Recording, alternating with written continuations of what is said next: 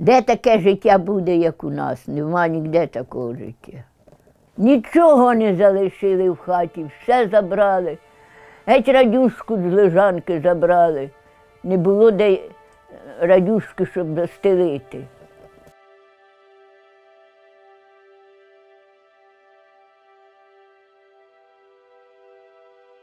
Все це пішло в Росію. Оцей хліб, що в нас забирали, він весь в Росії був. То як стали у нас робити комору колгоспну, то у нас забрали бляху, верха з хати, з цієї вже з нової, комору розібрали, бо треба було, все забрали. Конфіскація, все забрали. У мене дід, батьків батько, був багатий, заможний, він був учителем. У нього було 7 дітей. І він після 17-го року зараз розділив землею дітей. І зробив дітей середняками, бо тоді було так, це заможний, та й куркуль, середняк, бідняк, такі були люди, так називали їх. То мій батько був середняком, мав 9 морг поля, це 5 гектарів. То вони мали свою землю і займалися хліборобством. То мого батька були коні, інвентар, цей, що на поле треба обробляти, були вівці, свині тримав, а брат мій тримав голуби. І робота була в полі. Одного сина мав, то йому тяжко було самому, що він з сином усе робив. А нас було 4 дівчат. Нас таких, щоб то дуже такі багачі були, то не було в селі багачів. Одного вислали, старий був чоловік, добре старий. Він мав молотарку, парова молотарка, така машина, що молотила, як комбайн. Люди наймали в нього. І ще одного вислали. Ну, то дуже бідний був куркуль, дуже бідний. Мій брат взяв ту куркульську дочку, оженився. То як їх висилали, вона втекла. 2 сестри її вислали і батька. Актив вибирали. І мого батька записали в актив. А батько мій був пасічником. Вже там ці пчоли забрали в людей, все ж забирали. І батько був пасічником, бо у мого батька була теж пасіка. І він узнав, що його записали в актив. Він приходить додому і каже, я відмовився, я не піду, я знаю, який це, що це таке за актив. І це в такий період, що всі люди плачуть, ніхто не хоче йти в колгосп, це ж треба заставляти.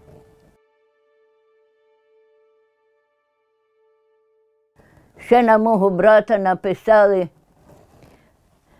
бригадирі, ще там один, що він накрав хліба, це в 32-му році зимою перед Різдвом було. А брат був у конторі робив, він грамотний був. Він не міг набрати хліба, 5 душ робило в колгоспі. Мати з батьком, брат з братовою і сестра ще була старша. І заробили стільки хліба, повна комора. 2 підводи приїхало саней, а людей цього активу повно в сінях, у коморі набирають до мене. А я тремчу, стою, невелика, 9-10 років було мені. Показав мені пальцем, щоб я оступила звідти. Вийшов У нас кімната така була, що зимою вікно відкривалося. І каже до мене, я вікном вийду, а ти нікому не скажи, бо як ти кому скажеш, то мене заберуть і будуть судити, і може і розстріляють. І цей батько очинив вікно, пішов, я зачинила, і все. І мене ніхто не питав ніколи, нічого. І де цей батько дівся, ніхто не знав. Він утік, читають.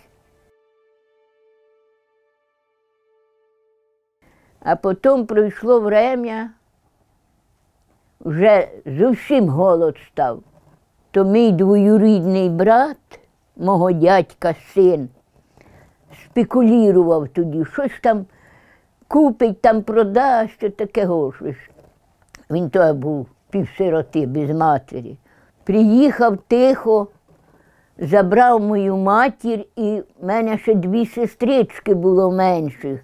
Вночі забрав, я рано встала, немає ні матері, немає дівчат, нема моїх, де ж вони? І ніхто не знає. Ця невістка каже, я не знаю, вони сказали, щоб не казати. А цей батько списався з тим племінником і дав йому гроші, щоб він привіз матір і цих дітей.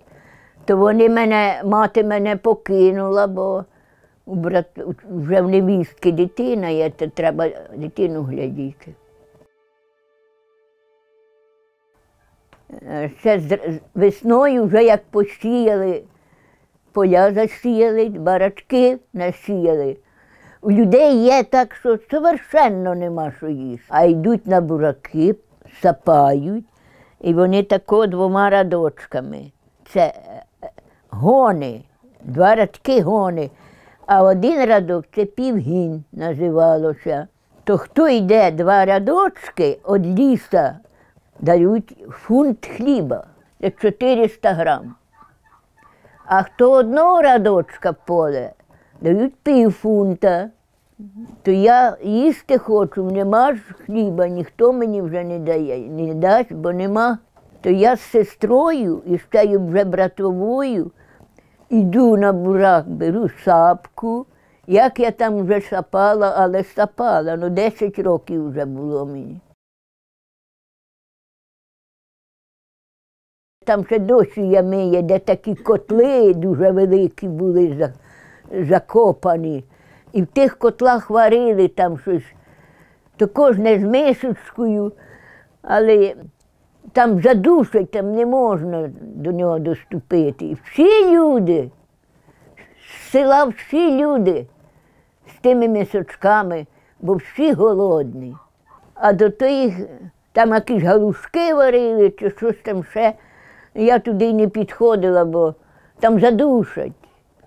Воно кипить, отакого булькотить, там баби палять під тими котлами.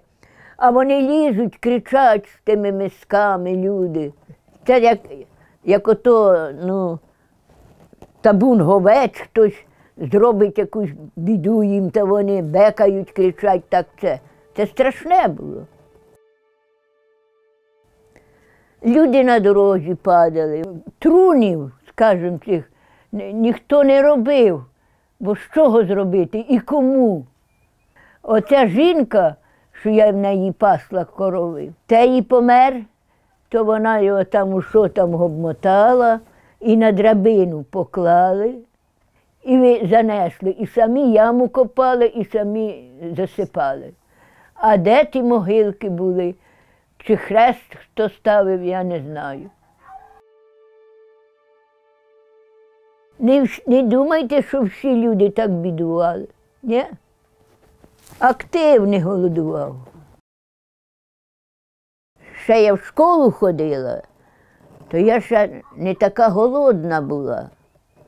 Були гарячі сніданки в школі. Кормовий бурак, помитий, на грубу тертку натертий, із заляною водою, і варили так. Та такі локшини варили, лапша така була. Посолять і дають Воно хоч гарячого візьмеш, но як нема нічого, от прийду додому, нічого немає.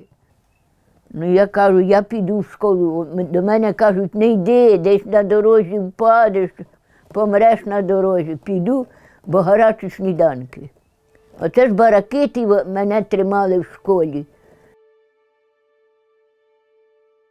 Дягнутись не було чого. У нас усе забрали, все під чисту.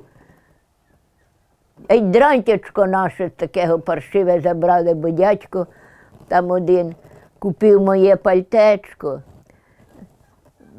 Приходить рано, приносить це пальтечко. А в них була дівчинка. Вона така моїх літ, ну, така сита дівчина. Каже, я тобі приніс твоє пальтечко, от викупив тобі пальтечко. Ось, я кажу, дядьку, та й скільки ви заплатили? 8 рублів. Ну, кажу, де я вам гроші візьму? У нас немає копійки. Він каже, попасеш мені корову місяць. Неправильне було правління. Я знаю таких людей, що сім'я була, і як сказали колгосп, та ще й комуна. Ей, комуна, під одним одіялом спати, а він не розбирається. А в нього 3 чи 5 дітей голодних сидять. Каже, о, комуна, комуна, геть на зборах.